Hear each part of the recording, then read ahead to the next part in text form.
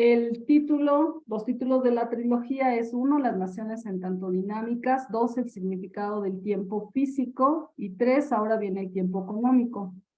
Vamos a comenzar, vamos a saltarnos la introducción, que esa sí ya la habíamos leído y bueno, es muy en el contexto de ese periodo y más enfocada en México, pero vamos a saltar esa introducción y vamos a ir directo a qué es una nación, las naciones en tanto dinámicas. La parte que habíamos leído también ya está en el canal del movimiento, donde subimos los despliegues, intervenciones que tenemos, entrevistas, clases, lecturas, etcétera, más digamos del trabajo organizativo. Y en el YouTube, en el canal de YouTube de EIR en español, ahí es donde se sube más relacionado con en general toda la actividad de análisis del movimiento, ¿vale? Solo para recordar cuál es la función de nuestro canal, que es la parte organizativa. Y vamos a comenzar la lectura para ver quién le gustaría comenzar a leer y que todos participemos para que no sea siempre una sola voz. Voy a subir un poquito el tamaño de la letra. A ver, ahora creo que se ve un poquito mejor.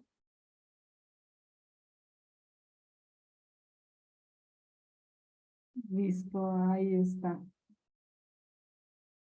¿Alguien de ustedes? Humberto, Nelly, Javi, Carlos Julio, Aldo, ¿alguien me gustaría comenzar? Yo puedo leer, pero eso está muy chiquito, no lo veo para nada. Ok, voy a hacerlo más grande. Así está muy grande para mí, pero ¿tú lo ves bien ahí, Fabi? No, es que no veo, no, Ah, yo no veo nada, eso está pequeñísimo. No, pero yo lo veo, se ve grande. Yo no sé por qué lo ves pequeño. Se ve. ¿lo ves Sí, en tu sí, teléfono? ¿Cómo lo ve Humberto? lo estoy viendo en la compu. ¿Por qué no? Si me lo mandas en el WhatsApp, lo bajo. Mejor, y empezamos, alguien más puede empezar a leer y Por te lo favor, mando. sí. Sí. A ver, yo leo, pues. Vale, a ver, te lo mando a tu WhatsApp, Fabi, y aquí ya empezamos. Gracias, sí. Listo. Adelante. Las naciones en tanto dinámicas. 14 de enero de 2009. La crisis global que ha heredado la flamante presidencia de Barack Obama entraña problemas existenciales profundamente elementales para todos y cada uno de los pueblos del planeta. Problemas de una clase que rebasa todo lo que los gobiernos recientes de cualquier parte del mundo han estado dispuestos a enfrentar hasta ahora. El rescate de esos gobiernos y de sus expertos putativos se sigue a algunos cambios profundos y también sobrecogedores a los conceptos que hasta el momento han desorientado a los principales profesionales encargados de aconsejar a los gobiernos más relevantes de varias regiones del orbe. Nota número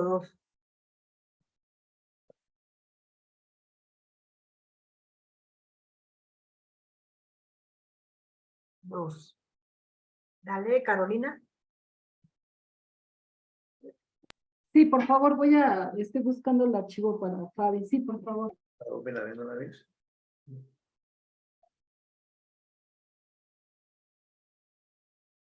De los conceptos cerrados que tienen como premisa la noción del dinero al de los valores físicos. Ya. Bueno.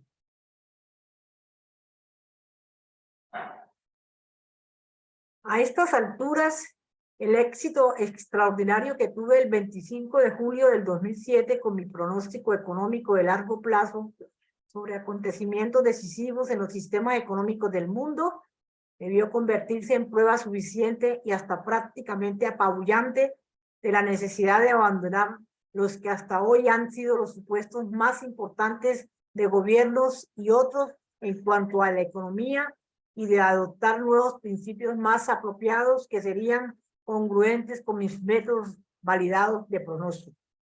3. Nota. Aprendamos de la sabiduría sin pretensiones de los fantasmas de la célebre película alemana Spurklos y Spizar, que dicen que 10, no sé, que lo más importante es el efecto. Está en alemán. Número 3. Este pronóstico ha devenido en un avance en dirección a un cambio integral fundamental en el significado futuro del nombre mismo de la economía, haciendo a un lado todo lo que se ha considerado como experiencia profesional hasta este acontecimiento tan reciente.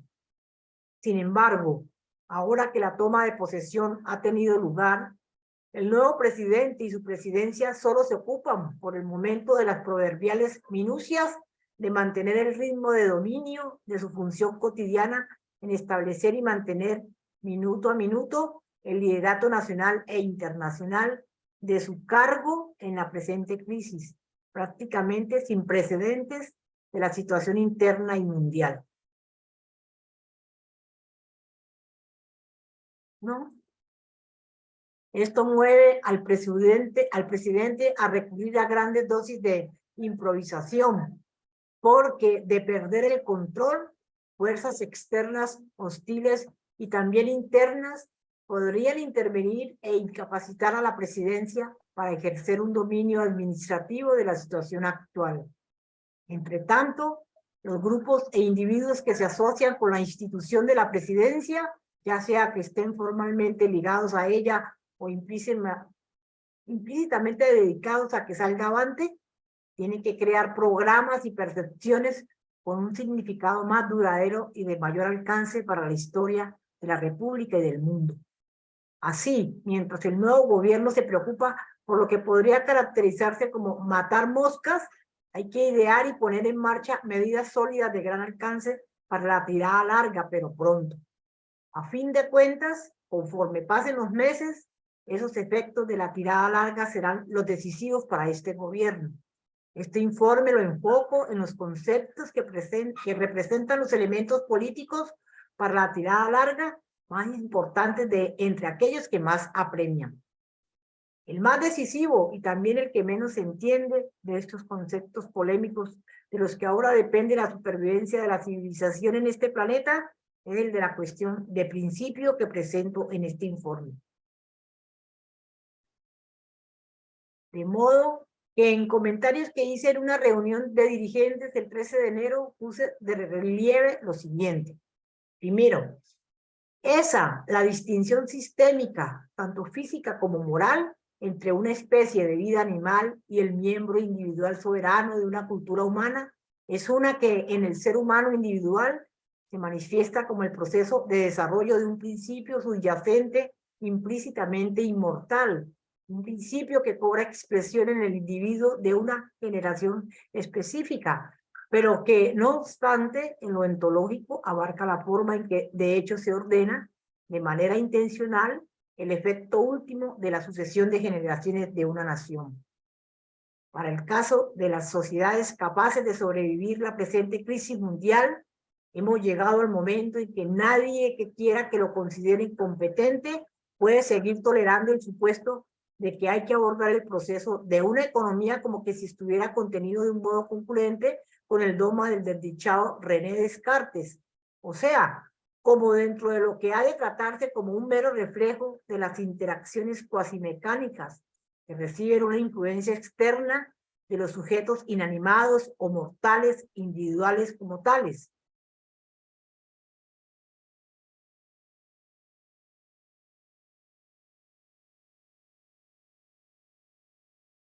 Segundo, lo que recalcaba en ese informe a mis colaboradores en la reunión era lo siguiente. El fracaso constante de mis rivales putativos de entre los diversos economistas y otras personalidades relevantes de las naciones en la mayoría de sus intentos de pronóstico económico de largo plazo debió advertirnos que tenemos que rechazar la noción de que la causa física determinante del comportamiento económico general podría ser lo que parece haber representado una sucesión estadística de acontecimientos individuales en la sociedad, como si encarnara, cual de manera mecánica, la causa física eficiente de la existencia y el comportamiento de cada uno de los elementos presuntamente discretos comprendidos en dicha sucesión. Por ejemplo, contrario a los supuestos mecanicistas, el descubrimiento único original de Johannes Kepler de un principio universal eficiente de la gravitación solar en las armonías del mundo sigue siendo hoy, de hecho, un dechado de lo que Godofredo Leibniz definió en los 1690 como un principio de la dinámica física. La distinción categórica entre la sociedad humana y las ecologías animales es un caso comparable. La misma cualidad armónica de los sistemas es el tema de la ciencia física de gente como Bernard Riemann, Vladimir Vernadsky y Albert Einstein.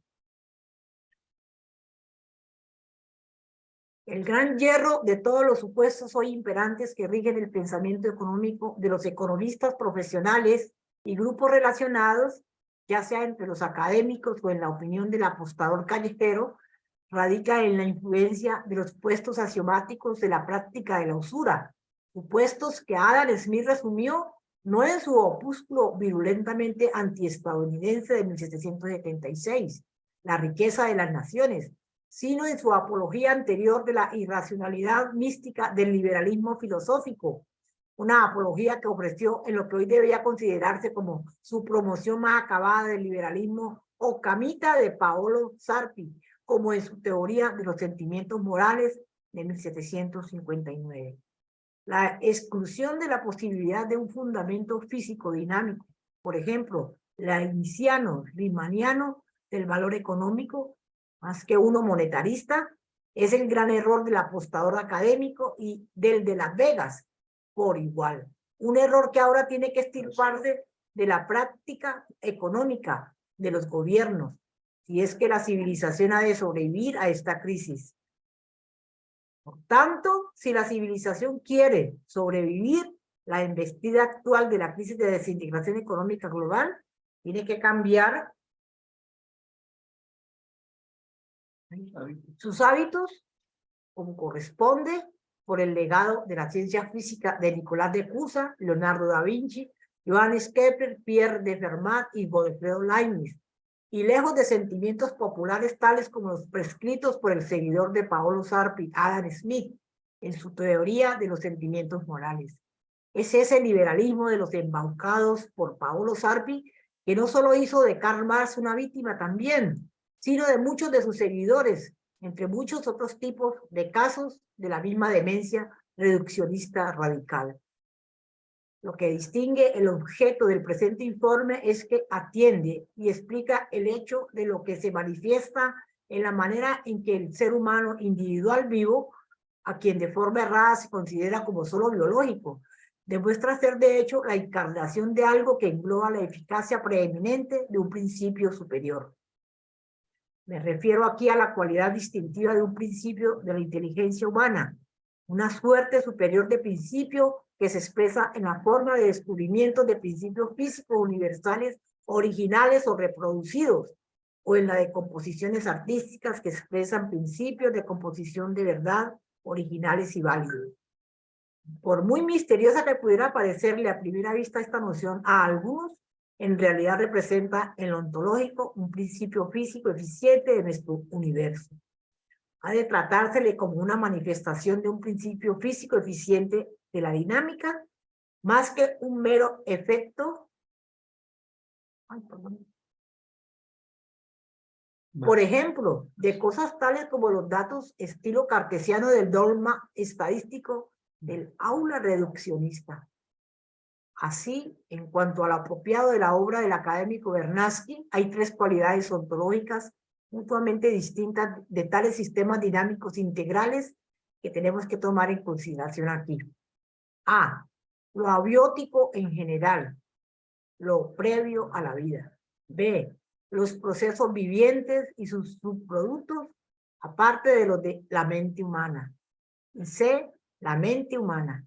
En estos casos, lo que distingue al superior no se deriva de la naturaleza del inferior, sino que más bien a los tres por general los engloba un principio dinámico universal común superior, relativo antientrópico, del modo que Albert Einstein resumió el efecto combinado de los descubrimientos únicos originales de Johannes Kepler, del principio de la gravitación en el sistema solar y de Bernard Riemann para definir a nuestro universo como finito, pero no limitado a lo externo.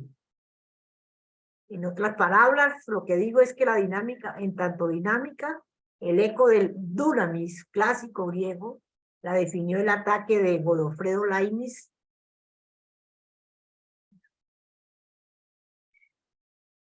contra Descartes. A este respecto específico, el significado más cabal de un principio general de la dinámica en la ciencia moderna lo planteó Bernard Riemann más tarde, del modo que lo ejemplifica para la referencia general actual su disertación de habilitación de 1854. Otras contribuciones al perfeccionamiento del descubrimiento de Riemann han sido, del modo más notable, los descubrimientos antimecanicistas de Max Planck. Por ejemplo, la armonía y no la mecánica de Ernst Mach, Albert Einstein y el académico Bernoulli. Tercero, el principio que identifiqué al comienzo de este prólogo tiene la misma calidad de forma que el expresado por el descubrimiento único original de Johannes Kepler de un principio universal de la gravitación. Así, Albert Einstein identificó con precisión su propia visión riemanniana de la obra de Kepler en el libro cuarto de las armonías del mundo, como el fundamento que cobija a toda la práctica de la ciencia física moderna competente. Nota 4. La demostración de Kepler de que ni el sentido de la vista ni el del oído pueden explicar la composición armónica del sistema solar liberó a la ciencia de las garras de la necedad de la certeza sensorial, en especial de la del empirismo europeo moderno de los seguidores de Paolo Sarpi. Aunque esto lo anticipó el cardenal Nicolás de Cusa, como en su obra seminal de Docta Ignorantia, y ya era patente en la obra de pitagóricos tales como Arquitas, y en la de Platón, la verdadera demostración experimental de este principio subyacente de toda ciencia física moderna competente se debe al trabajo concreto de Kepler. De ahí el célebre razonamiento de Albert Einstein en apoyo tanto de Kepler como de Riemann.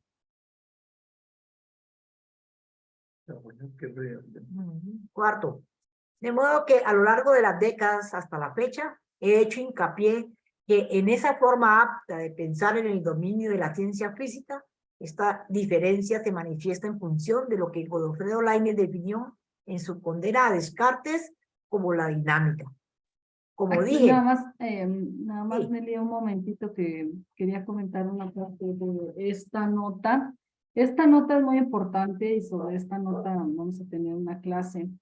Esta nota 4, la demostración de Kepler de que ni el sentido de la vista, ni el del oído, ni los sentidos, ¿no? La senso-percepción, ni tampoco la contraposición de ellos pueden explicar la composición armónica del sistema solar. Liberó a la ciencia de las garras de la necedad de la certeza sensorial, en especial la del empirismo europeo moderno. Y después continúa, ¿no? Aquí es muy interesante cómo, si recordamos en el documento anterior que estuvimos leyendo, que fue bastante largo, que también ahí está en el canal las lecturas, los comentarios, este documento de la Tierra en los próximos 50 años. Recuerdan que hicimos un paréntesis hablando del concepto de dunamis, ¿no? De los griegos, pero que también es el mismo concepto de Leibniz sobre el poder. También es el mismo concepto de qué es ese principio de descubrimiento. Entonces, bueno, en general, esta relación de conceptos es algo que vamos a ver aquí en esta nota 4. Y en esta parte, ¿cuál es la contraposición? Algo que estuvimos viendo en uno de los talleres. En cuanto Kepler entra al libro, que bueno, yo tengo la duda personalmente de si son las armonías o la armonía, porque había escuchado que hubo una discusión con LaRouche para poder definir si el libro de Kepler se iba a traducir como las armonías o la armonía del universo o las armonías. Ese libro en algún momento lo llegamos a compartir en PDF, pues ese libro solamente está en inglés. Estaba buscándolo aquí ahora, pero no tengo la mano. No tengo el libro, sino la impresión en PDF. Y como saben ustedes, como recordemos, la parte del título sí es muy importante. Definir si son las armonías o la armonía, pero eso es una duda que hay que preguntar a Denis el viernes. Aquí lo tengo anotada, porque Kepler, después de que desarrolla el libro de su nueva astronomía, y entra, ya para cuando entra al libro de la armonía del universo, ya estaba en 40 y tantos, 50 años, y este trabajo lo había comenzado desde que él tenía 24 años con su libro del misterio del universo. Entonces solamente quería comentar esta parte. Vamos a dejar como un paréntesis la nota 4 para que podamos tener una clase sobre este punto en particular. ¿Vale? La contraposición del sentido de la vista y del oído, y que no es eso lo que permite el descubrimiento del principio, ¿no? Sino la mente.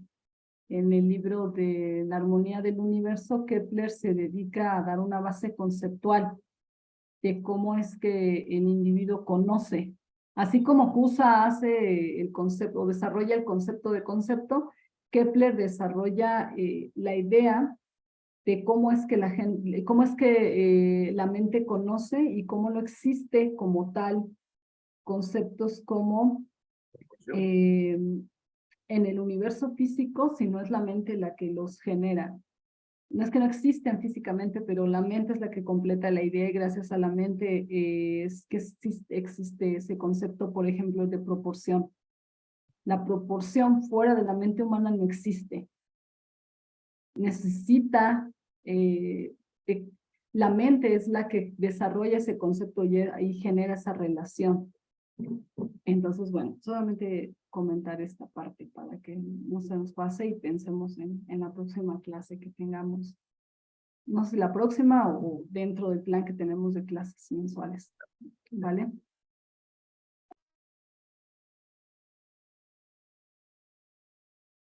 Y seguimos leyendo, o también alguien quiere leer, nos quedamos.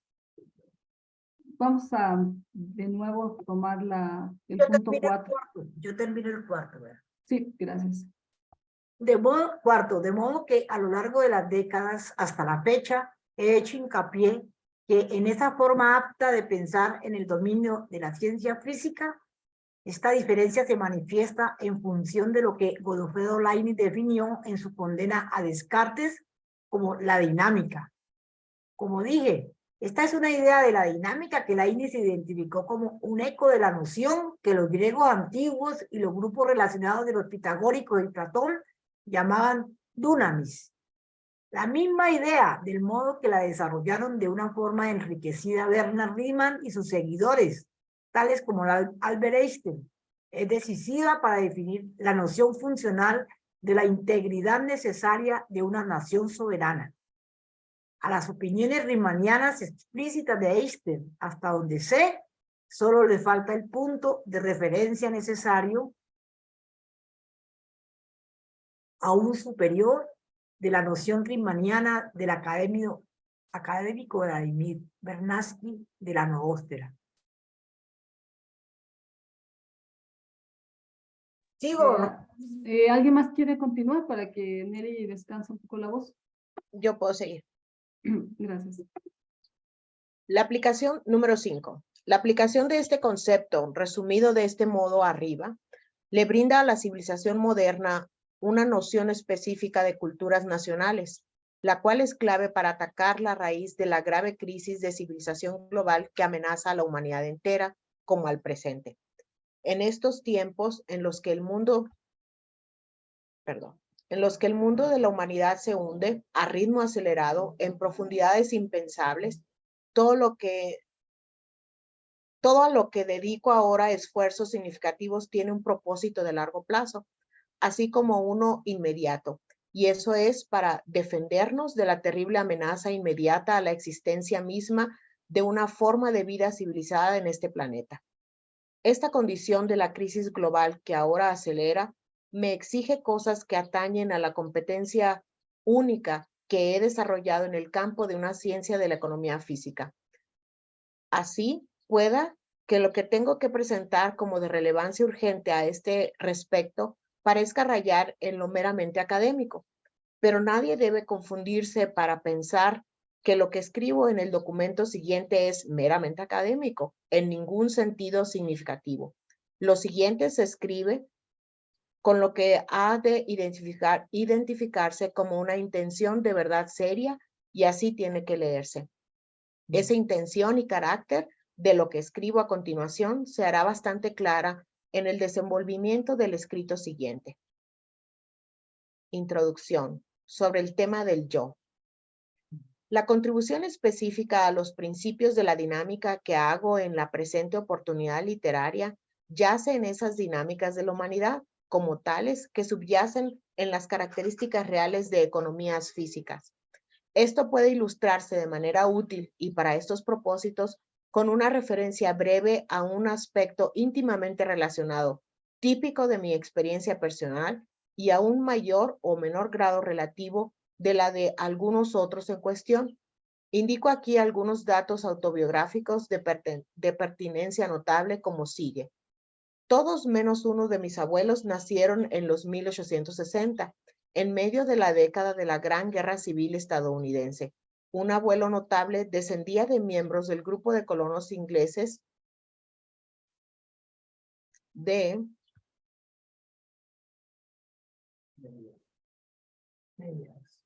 mediados del siglo XVII en Norteamérica. Otro era hijo de un dragón escocés profesional que llegó para ofrecer sus servicios en el primer escuadrón de caballería de Rhode Island durante la Guerra Civil. La rama específicamente inglesa de ese árbol genealógico la representaban abuelos que provenían de familias entre las que se contaban dirigentes activos de la conspiración antiesclavista de su tiempo. Nota 5. Tal como el Daniel Wood, que tuvo a su cargo una estación de ferrocarril clandestina en el condado de Delaware, en Ohio. Como se sabía en la mesa familiar de mis abuelos durante mi infancia, del modo que lo comunicaron en vida los ancestros nacidos durante el establecimiento inmediato de lo que habría de devenir en esta República Federal en el siglo XVII, quienes pertenecían a esta subcategoría, número 6, una familia estadounidense de ascendencia inglesa a la que se identifica. Esperen un segundito. Se identifica en lo principal en un estudio genealógico conocido como la familia Lancaster. Regresamos al punto 6. Dice, en general, a excepción de una buena parte de las ramas escocesa e irlandesa que fueron sumándose desde mediados del siglo XIX, aproximadamente, la historia de mi familia se remonta en sus comienzos en Norteamérica a los inmigrantes franceses e ingleses contemporáneos de los colonos originales de Nueva Inglaterra y Quebec del siglo XVII.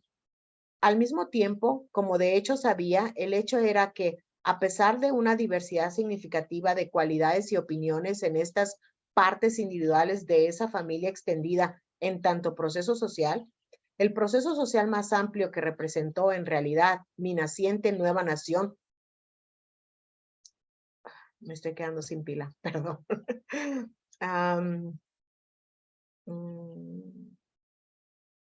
Voy a empezar ese párrafo.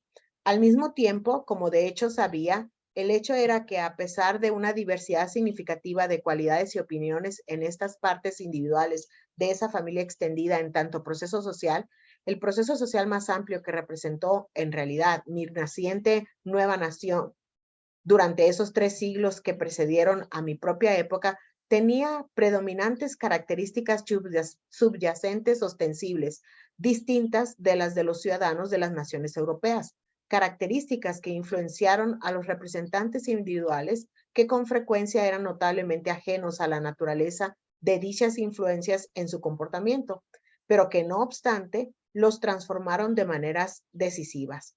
Dichas características estaban arraigadas como englobadas por la dinámica de esta sociedad, más que las opiniones específicas de cualquier individuo representativo de la familia o del grupo más amplio relacionado. Aunque el individuo tenía un efecto en la evolución de la cultura nacional, esta nunca representó el simple agregado de las opiniones individuales de la población. De nuevo, la dinámica. El punto 7 dice, aquí yace la raíz de los fiascos habituales de los encuestadores de opinión de costumbre. Confunden la huella que deja la mente con el pie vivo que la dejó. Una huella que con frecuencia fue indicio engañoso de la intención que reflejaba. De ahí que tengamos revoluciones y otros sucesos en una sociedad a la que todo esto toma por sorpresa cuando esos estratos ven los efectos indeseables que genera la opinión que manifiesta. La diferencia más significativa entre las culturas de nuestros Estados Unidos y representantes de los mismos grupos lingüísticos de Europa era nuestra separación de las distinciones europeas y otras discriminaciones de clase comunes a los europeos y a otras expresiones tales de modelos oligárquicos de sociedad, incluyendo el sistema británico y otros de corte parlamentario. Nota 8. Las corrientes oligárquicas al seno de nuestros Estados Unidos de América se han limitado en lo principal a las familias que se asocian con la Compañía de Indias Orientales. Vamos abajo. Británica, y con su variante, la pseudocultura esclavista de los Estados Confederados de Estados Unidos, en lo que vino a promoverse el vasallaje. Regresamos al 8. Un segundito. Ok. A este respecto, ahora dirijo nuestra atención a referir de nuevo, como lo he hecho con frecuencia en el transcurso de los 60 y tantos años más recientes de los 86 que tengo a la fecha, el fuerte efecto que surtió mi experiencia con el párrafo con el que Percy Shelley concluye en defensa de la poesía, un párrafo que presenta un resumen del tema de la imaginación. Nota 9. Imaginación, como empleamos el término aquí, no quiere decir irreal, significa productos de las funciones de la mente, en vez de las meras percepciones sensoriales como tales. Como en cualquier expresión válida de la poesía y el drama clásico, la imaginación es la sustancia de la idea, llamada ironía, en tanto que la percepción sensorial del caso es la sombra. Uno no reconoce a quien ama mediante la percepción sensorial como tal, sino a través de esos poderes de la imaginación necesarios para distinguir a la persona de la mera forma de la imagen sensorial, como en el caso de un metamorfo. La ironía, incluyendo la metáfora, ejemplifica esto. Los objetos que existen, pero que se perciben únicamente como microscópicos o submicroscópicos, son típicos de esto. La defensa de la poesía de Shelley es clara en cuanto a esta distinción. Y pongo de relieve la participación, por lo general inconsciente, de personas que más atañen a su promoción de los que pueden aislarse como esos momentos soberbios de realización de un gran pueblo llamado a cumplir una gran tarea. Momentos en los que esas personas individuales se desempeñaron con un cierto compromiso y excelencia, y no obstante, con frecuencia ajenas a la fuente subyacente de su inspiración, cuando en ocasiones, como recalca Shelley, esa inspiración era hasta contraria a su carácter acostumbrado. La eclosión del pueblo estadounidense, como el liderato del presidente Franklin Delano Roosevelt, es un ejemplo excelente de esto. Tome en cuenta las ironías del asunto en los propios términos de Shelley. Nota número 10. Este informe es una continuación, pero en términos más amplios, de mi documento, The Lesson of Pearl Harbor Day, la enseñanza de lo de Pearl Harbor, de la edición de EIR del 19 de diciembre de 2008. Pongo de relieve el siguiente extracto, ahora urgente. Tomando ese de ese párrafo de Shelley que he citado con frecuencia, tanto oralmente como por escrito, más o menos en su totalidad, de la edición de Harvard Classics que tuve y aproveché de mediados de 1930 y a principios de los 1940. Así me cito a mí mismo, citando a Shelley de manera repetida por décadas, como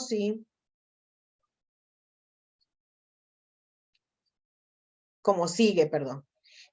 Vivimos entre filósofos y poetas que están más allá de toda comparación con cualquier otro surgido desde la última contienda nacional por las libertades civiles y religiosas. El heraldo, el camarada, el seguidor más indefectible del despertar de un gran pueblo, quien puede dar lugar a un cambio más beneficioso en opinión o institución, es la poesía.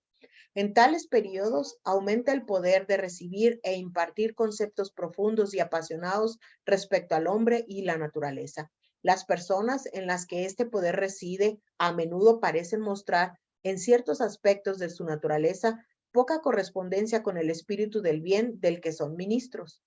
Pero incluso cuando niegan y abjuran del poder que ocupa el trono de sus propias almas, se ven obligadas a servirlo. Es imposible leer las composiciones de los escritores del presente sin que la vida eléctrica que arde en sus palabras nos conmocione. Tales figuras miden la circunferencia y sondan las profundidades de la naturaleza humana con espíritu comprensivo y penetrante, y son ellos, quizás, los más sinceramente asombrados por sus manifestaciones, pues en definitiva no se trata tanto de un propio espíritu como del espíritu de la época.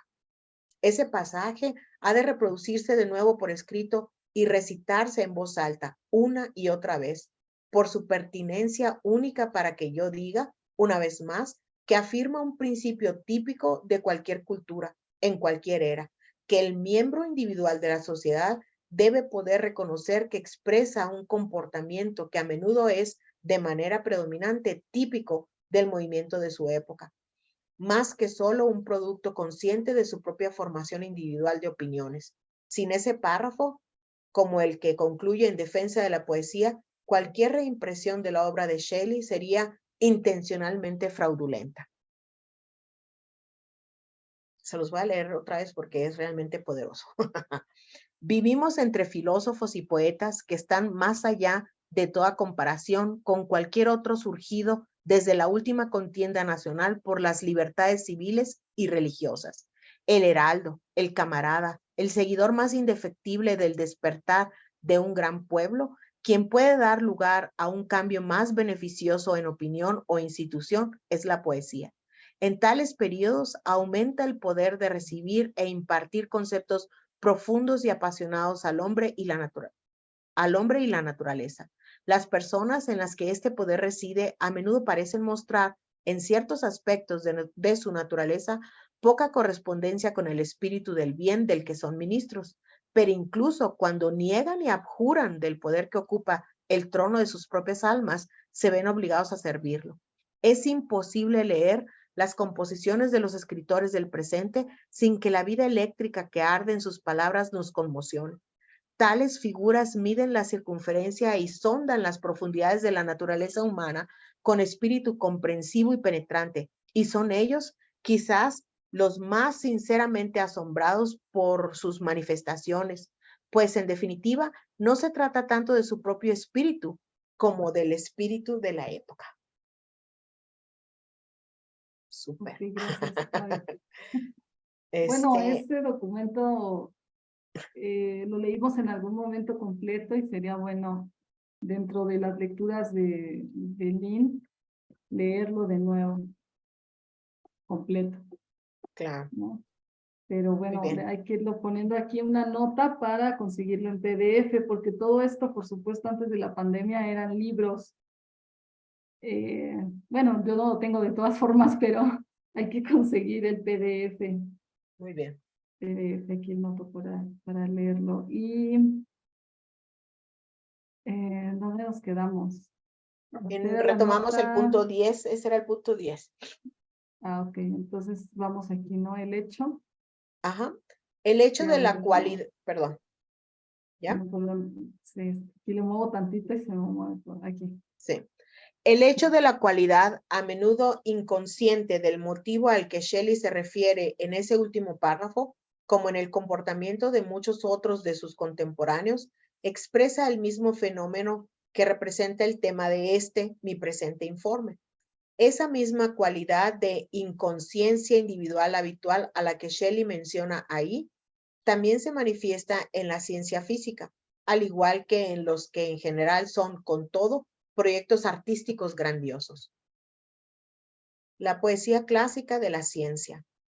Toma en consideración una expresión más general de esa ironía, esa forma de la ciencia que venía emergiendo entonces de las aguas en ascenso de los océanos, hace no menos de 11,000 años. Nota 11. Nota bene, durante el reflujo de ese continuo glacial que algunos calculan ha durado los últimos 2 millones de años y que está repuntando de nuevo hoy.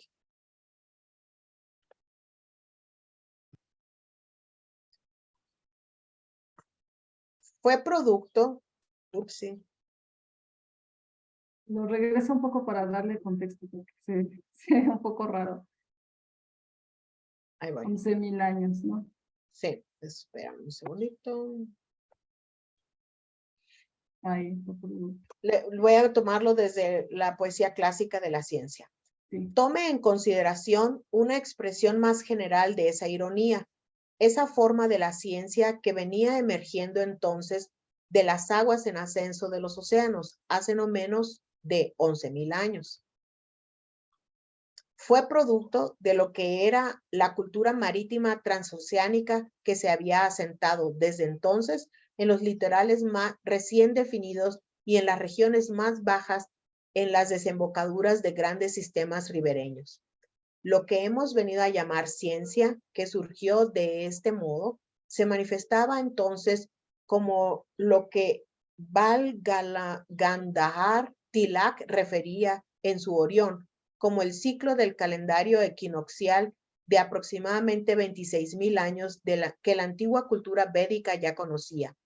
Esta es una cultura cuya obra está incorporada en las características, incluso en las de los que al presente lo desconocen, de la cultura sánscrita tardía y de la de India en general, entre su población aún hoy.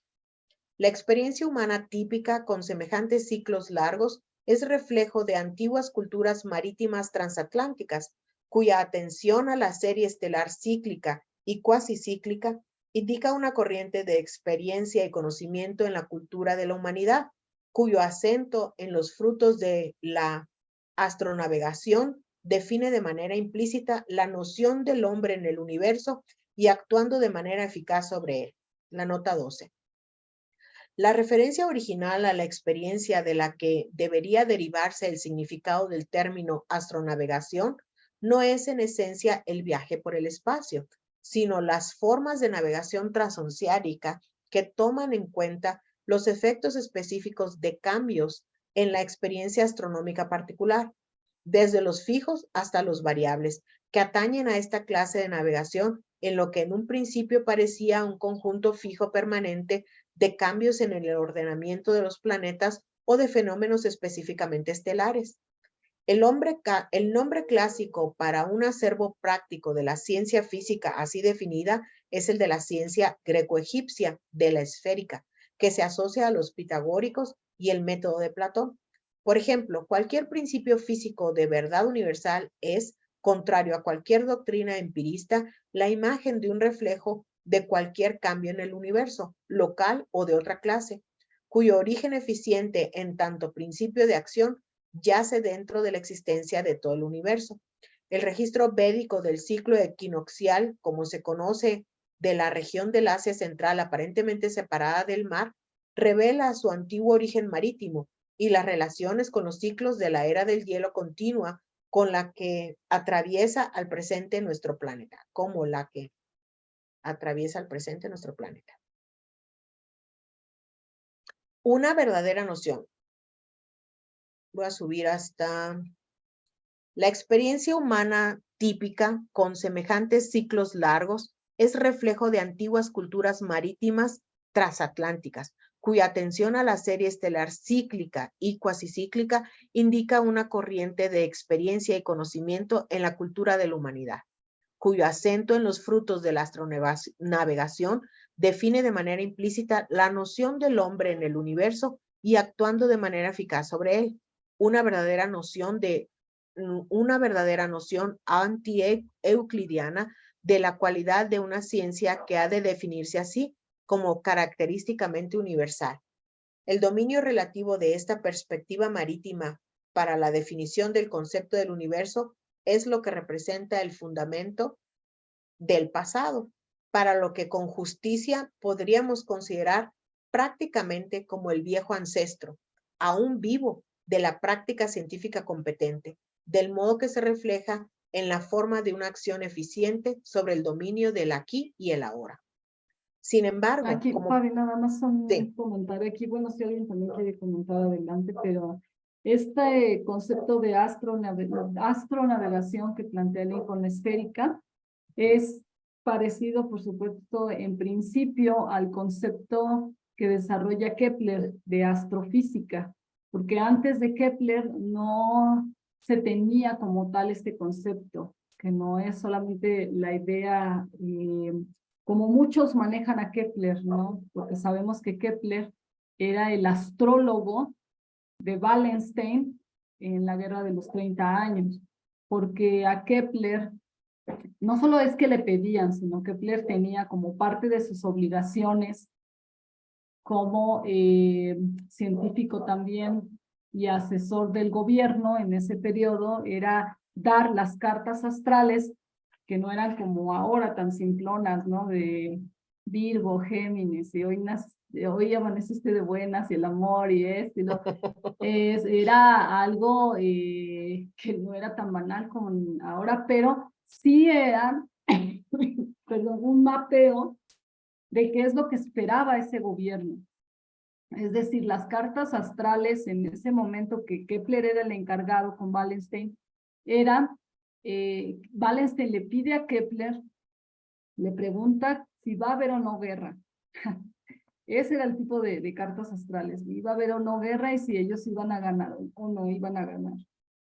Y también qué es lo que le esperaba la parte agrícola. O sea, era en ese periodo las cartas astrales un mapeo de la producción física y de lo que se esperaba en el buen gobierno, supongamos, decirlo así, aunque el gobierno no fue tan así con Wallenstein. Pero entonces Kepler introduce como una necesidad de nuevos conceptos, cosas que también vimos en la lectura pasada, que Lin decía, este concepto de los verbos vivos, que era redescubrir el principio que cada individuo necesita redescubrir. Ese es como, a mi entender, a la forma en que yo he visto el trabajo de Lin, eso es como lo extraordinario, lo más impresionante de la aportación de Lin a la ciencia económica, como él lo llama, que la economía debe ser una ciencia,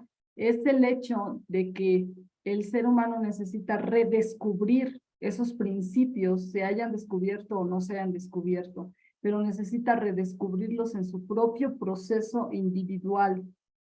Y no solo eso, sino lograr que otro individuo también lo haga bajo su propio proceso individual.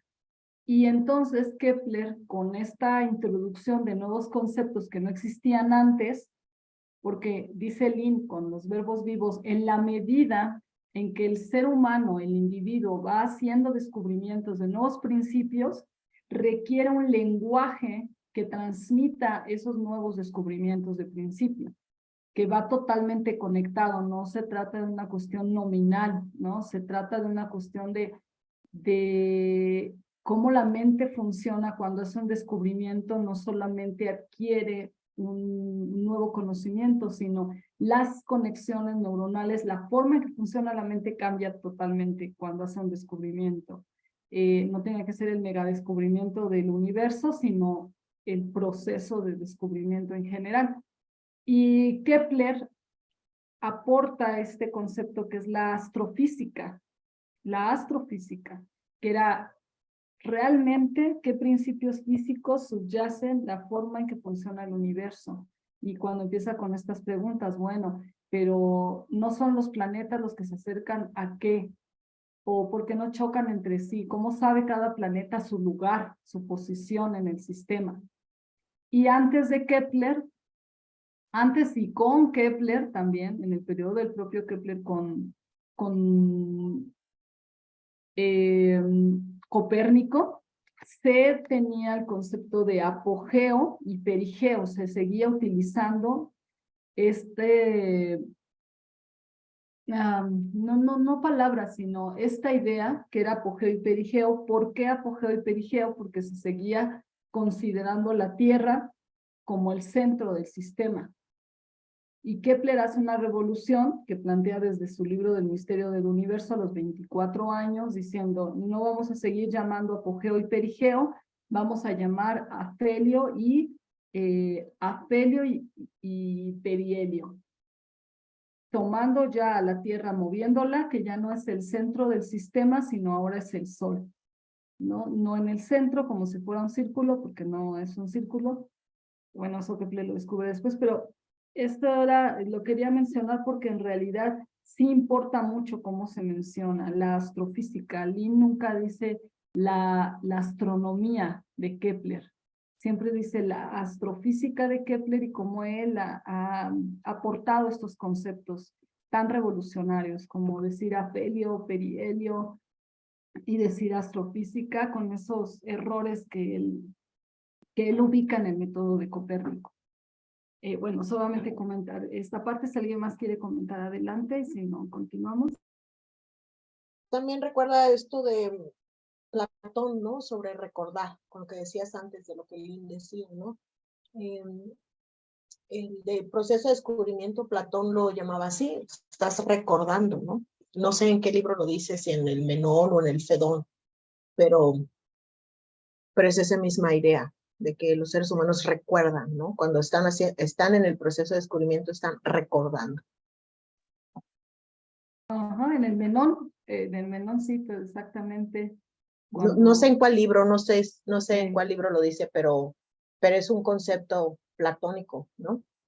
Sí. No estoy segura si es en el Menón, pero es cuando está haciendo que el esclavo resuelva el problema del cuadrado. Entonces sí es el Menón, sí, exacto. Y que le dice, pero ¿cómo hiciste que él supiera eso si es un mero esclavo, no? Y nosotros somos sofistas, o sea, nosotros somos la élite, ¿no? Nosotros somos la élite, la crema innata de la sociedad y nuestra chamba, nuestro trabajo es educar a los jóvenes y cobrarles bien por eso, ¿no? Entonces, ahí es donde él dice, ¿no? Yo no soy nada, solo una partera que ayuda a los jóvenes, sobre todo los jóvenes, porque ese era el ataque, a los jóvenes a parir el conocimiento que ya traen, ¿no? Sí, exactamente, sí.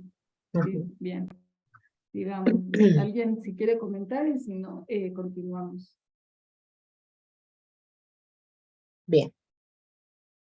Sin embargo, como pondré de relieve en el transcurso de este informe, el objeto principal apropiado de la ciencia no es la astronomía como tal.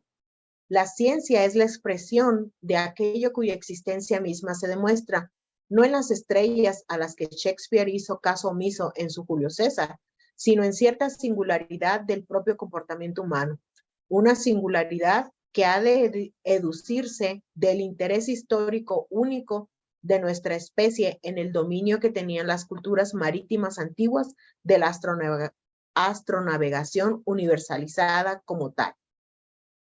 Nota 13. Los cambios de largo plazo en la composición del propio sistema astrofísico observado.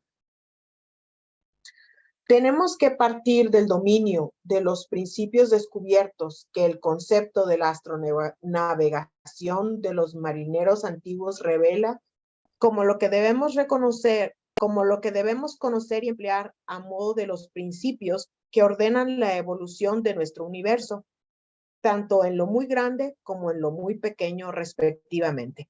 El hombre no es un objeto en el universo. El hombre no solo llega a conocer los principios que lo ordenan, sino principios que nosotros expresamos como cuando hacemos de ese universo en sí nuestro sujeto, en vez de ser nosotros el mero sujeto de dicho universo. En otras palabras, el hombre y la mujer del Génesis 1, hechos a imagen y semejanza del Creador. Así, haré hincapié en que, por consiguiente, como escribió Shakespeare en Julio César, el sujeto del hombre no reside en esas estrellas, sino en nosotros mismos. Como todo prometeico genuino, ha de descubrir esto o su verdadero legado como ser humano.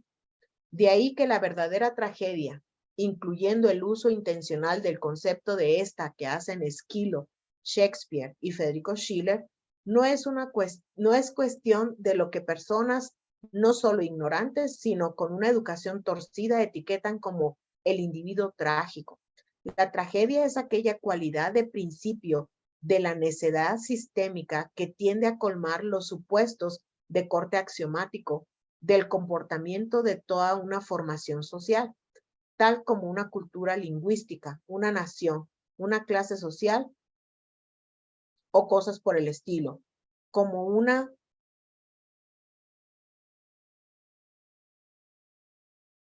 experiencia en o en entre las naciones. Vamos otra vez arriba, desde donde dice que es la tragedia. La tragedia es aquella cualidad de principio de la necedad sistémica que tiende a colmar los supuestos de corte axiomático del comportamiento de toda una formación social, tal como una cultura lingüística, una nación, una clase social o cosas por el estilo, como una experiencia en o en entre las naciones. Como escribió Shelley, son ellos, quizás, los más sinceramente asombrados por sus manifestaciones, pues en definitiva no se trata tanto de su propio espíritu como del espíritu de la época. La humanidad se distingue de las bestias porque desbanca al espíritu de una época previa. Vamos a la nota 14. En una perspectiva o representación competente de cualquier tragedia clásica, el factor trágico reside en los hábitos culturales adoptados que comparte prácticamente toda una clase de gente o la cultura entera de esa época. El carácter del individuo es trágico únicamente en la medida que lo domine una noción habitual de comportamiento de principio compartida por toda una clase de personas, o como un principio como de especie que sature hasta la cultura de la población en su conjunto. En la ciencia física, por ejemplo, creer en los elementos a priori de los elementos de Euclides encarna lo que ha de reconocerse como una tragedia de la sociedad, en el mismo sentido general que los primeros dos párrafos y la oración con la que Bernard Riemann concluye su disertación de habilitación de 1854. Los virtuales sujetalibros de toda esa composición desacredita la característica trágica de los admiradores de Euclides. Tales distinciones de principio apuntan a casi cualquier clase de necedad de toda una población, de un modo que con frecuencia insinúa el rasgo dominante común que rige el proceso de un moho mucilaginoso. Esas palabras, ¿cómo encuentran esas palabras? Esas palabras en español. Dios. Pero está muy bello, ¿no? O sea, realmente está comunicando. Sigue. Recalco. Aquí. ¿Dónde vamos? Aquí. Recalco, a mitad de la foto. Sí. El descubrimiento único original de Johannes Kepler del principio de la gravitación solar universal, del modo que Albert Einstein lo puso de relieve como el fundamento de toda la ciencia física experimental moderna competente conocida, tanto para él como para otros en cuestión, hasta ese momento, es lo más decisivo de los descubrimientos de los que al presente depende cualquier ciencia moderna apta. A fin de cuentas, el hombre no reacciona al universo. El hombre reacciona de formas que tienen la intención implícita, como cuestión de principio, de modificar ese comportamiento del universo con un efecto cualitativo definitivo. Así, el hombre en tanto especie se distingue de las bestias sí y cuando lo decide. Tal es el fin al que la búsqueda personal de un destino escogido debe servir. El mal en ¿Alguien Euclides. quiere Okay. hacer algún comentario? Tengo muchos, por eso pregunto. Y si quieren comentar alguna duda. Adelante también. Y también si alguien quiere también seguir leyendo para que Fabi descanse. Sí. Y bueno, aquí mientras van viendo si quieren hacer algún comentario, esta parte de Shelley, siento que sí es, bueno, pienso que sí es importante leer el documento total, el documento de defensa de la poesía. Nos va a llevar unas horas, eso sí no solamente, no es tan largo, pero sí es muy profundo. Pero eso, contraponerlo, no contraponerlo, más bien tomarlo, enriquecerlo con el trabajo de Schiller, en donde Schiller plantea las cartas de la educación estética, en las primeras cartas, este concepto que parece contrario a Schiller, porque Schiller ¿qué plantea? Que el individuo no debe dejarse llevar. No, Schiller no le dice el espíritu de la época, pero Schiller le llama, no se debe dejar llevar por lo que pide la sociedad como en ese momento. ¿Cómo le llama Schiller? No se debe dejar llevar por el momento, ¿no? Por el momento en sí, por la moda. Y debe ser que más bien le dé a sus contemporáneos, dice Schiller, lo que necesitan, no lo que aplauden, ¿no? Schiller plantea mucho no solamente una crítica, Schiller en las cartas no hace una crítica, sino más bien da un método para el arte bello. Él dice, ¿cómo logramos una mejora en la política? Bueno, mejorando al individuo, ennobleciendo el carácter del individuo. Aquí tengo este póster y aquí dice, toda reforma en lo político debe partir. A mí no me gusta esa palabra reforma, sino más bien hay otra traducción donde dice toda mejora o todo progreso. Porque reforma puede ser para bien o para mal, pero Schiller dice más bien todo progreso, toda mejora en lo político viene del ennoblecimiento del carácter del individuo. Y eso tiene como reflejo, como resultado, una mejora en la política. Pero también dice Schiller, no hay que darle a los contemporáneos, no te dejes llevar por los aplausos de la época, ¿no? Y no dice el espíritu de la época, porque ahí es donde yo veo esa diferencia. Schiller dice, no hay que dar a los contemporáneos lo que quieren, sino lo que necesitan. Y Shelley plantea que el espíritu de la época es muy importante, que inclusive el espíritu de la época puede abrazar, integrar al individuo para que el individuo vaya sobre ese espíritu de la época.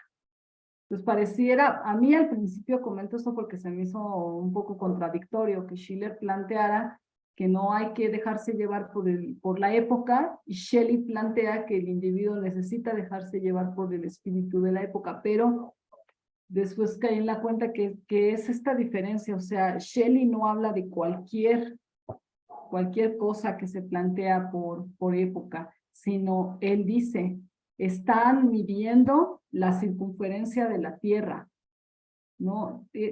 Por eso es tan bello este párrafo, porque no solamente son palabras bonitas que suenan poéticas, sino es una descripción del trabajo de descubrimiento y el esfuerzo que se estaba teniendo en ese periodo por hacer descubrimientos de principios, por mejoras. Estoy buscando la notita, no sé si la encuentro, pero entonces él dice aquí, ¿no? Las personas en las que este poder reside a menudo parecen mostrar en ciertos aspectos de su naturaleza poca correspondencia con el espíritu del bien del que son ministros.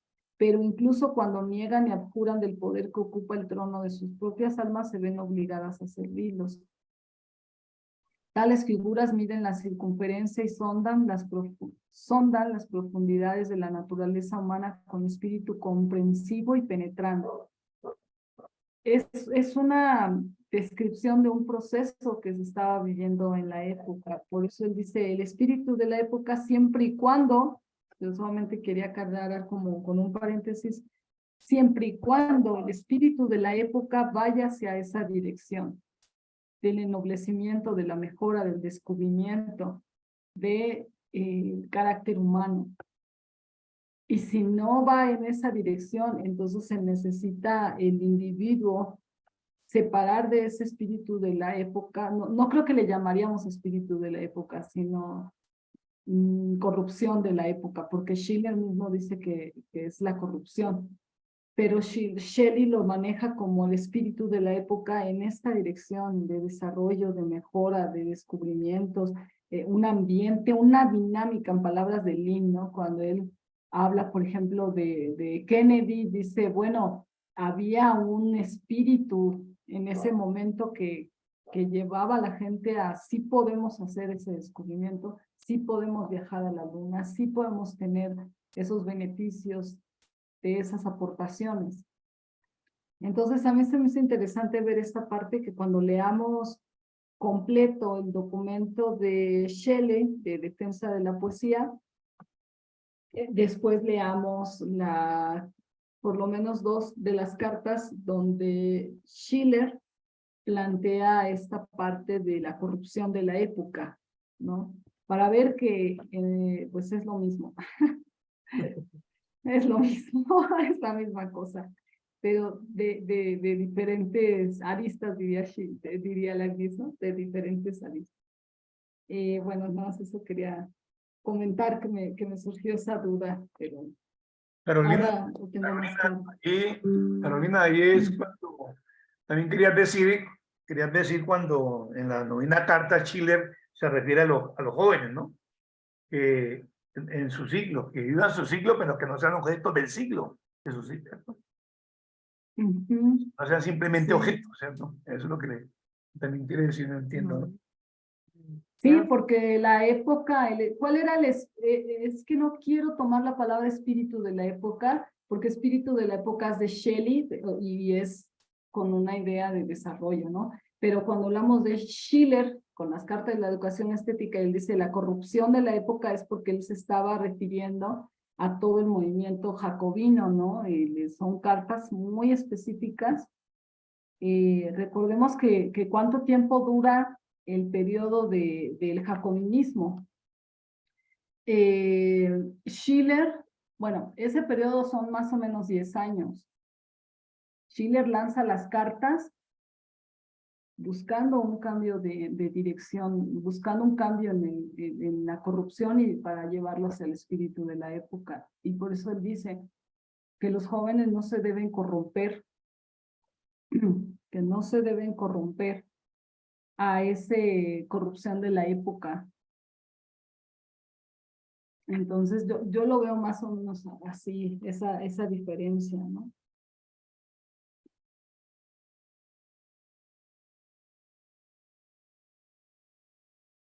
Pero sí, hay que como dices tú, Humberto, hay que leer la carta 9 de Schiller y la relación con Shelley en defensa de la poesía.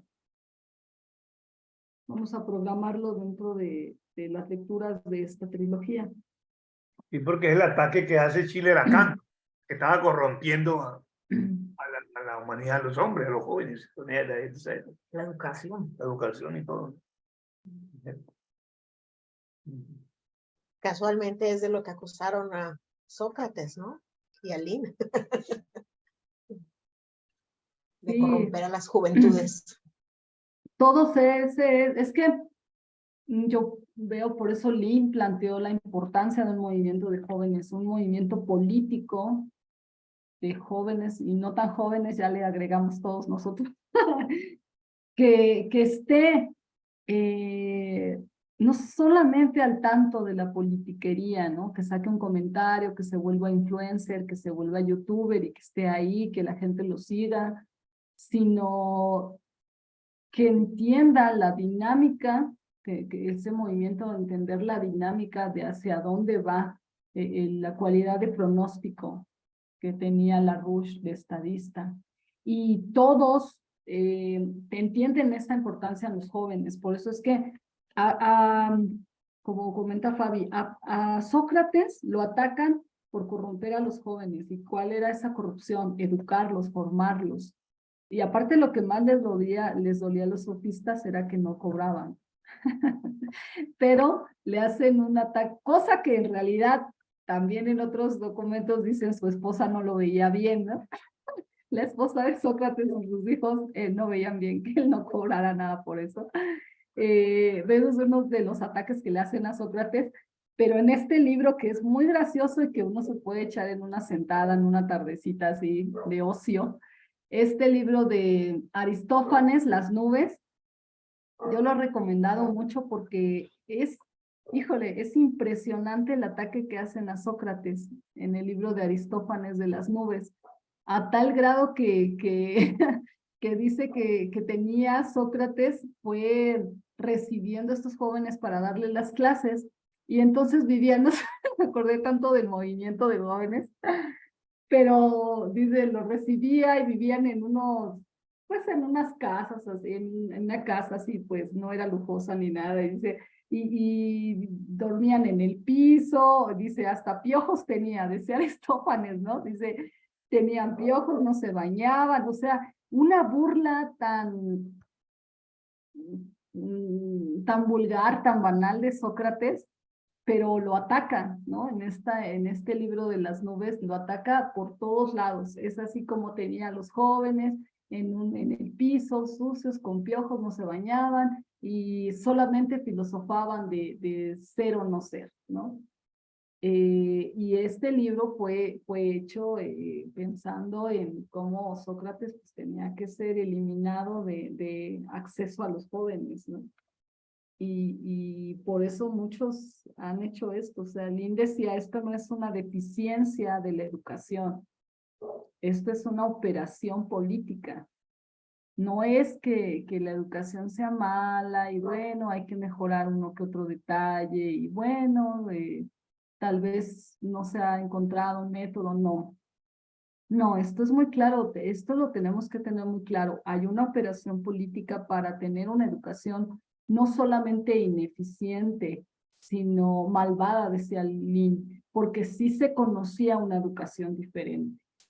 Acuérdense, y Helga lo ha mencionado mucho con Guillermo de Humboldt, ellos plantearon un currículum de estudio para sobre todo las preparatorias y las universidades, en donde planteaban parte del quadrivium de los griegos, pero el concepto era el descubrimiento, el trabajo del arte, el trabajo de la belleza del alma del individuo. O sea, sí había una línea educativa y una operación política, como lo que Lin siempre menciona de Sarpi, da la dirección de, bueno, no solamente hay que tener una educación absurda, ineficiente, limitada, sino hay que llevarla hacia el lado de la defensa de la no educación que corresponde al ser humano, ¿no?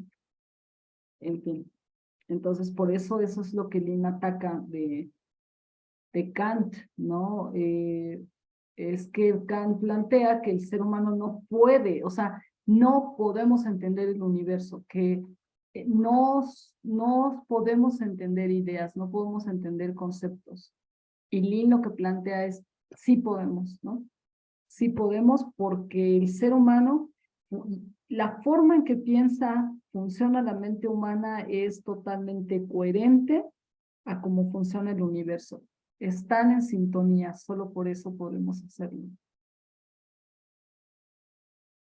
Y sí, eso es lo que, por ejemplo, mañana vamos a estar allá en las escuelas y es lo que hablamos con los chicos, o sea, no, tu educación no es incompetente. O sea, no, eso se queda corto, más bien es una operación política.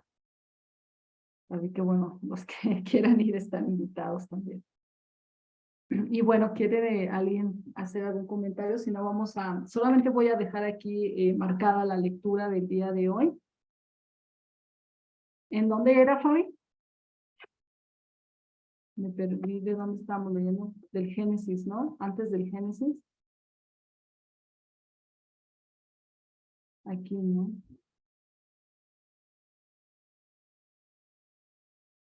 Quiero comentarles que este sábado vamos a tener un despliegue porque López Obrador convocó a una, no es marcha, es un meeting, una reunión, el sábado a las 5 de la tarde. Entonces nosotros vamos a tener un despliegue el sábado a las 2:30, que ya es la hora en la que empieza a llegar gente, este sábado 1 de julio.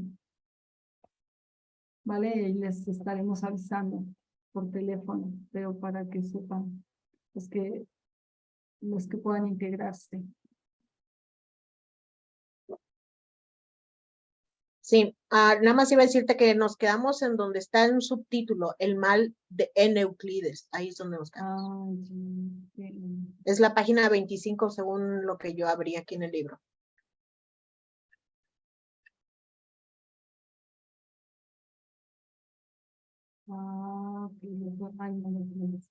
Ok. Mira, justamente. Vamos a entrar a ese tema de la maldad en la educación. Y bueno, ¿alguien quiere hacer un último comentario? No, para que en la Ciudad de México aparten para el sábado, 1 de julio. Carolina, mañana va a haber una presentación de la Coalición Internacional de la Paz que va a presentar Helga a las 11 de la mañana, pero ¿es en inglés todo o no podemos participar? No, es la conferencia de los miércoles que hace en vivo, Helga. Sí, Es la conferencia semanal, nada más que ahora la está haciendo en vivo y están enviando siempre un comunicado para que la gente sepa y se una. Pero eso va a estar en inglés solamente hasta, pues cuando termino la traducción y el doblaje, va a estar en español, probablemente el jueves o el viernes. Lo más rápido que puedo siempre. Ok. Entonces, el sábado tenemos despliegue especial por este evento de Obrador. Y el otro sábado, sábado 15 de julio, tenemos un diálogo con Helga, en donde vamos a ver este mensaje de Helga, conferencia de Helga a una escuela de cuadros o a un evento que van a tener jóvenes en Estados Unidos, pero se va a traducir el mensaje de Helga. Lo vamos a ver, estamos ubicando un lugar para poder verlo ahí. Si lo tenemos en esta semana confirmado, les avisamos, si no, bueno, lo vamos a tener que ver por Zoom cada quien. Pero si tenemos este lugar, vamos a reunirnos ese sábado para verlo y después tendremos una clase. Pero bueno, yo les confirmo y por hoy sería todo. Muchas gracias a todos por participar de la lectura y nos vemos el viernes. Chao. Muchas gracias. Gracias. Gracias. Gracias, chao.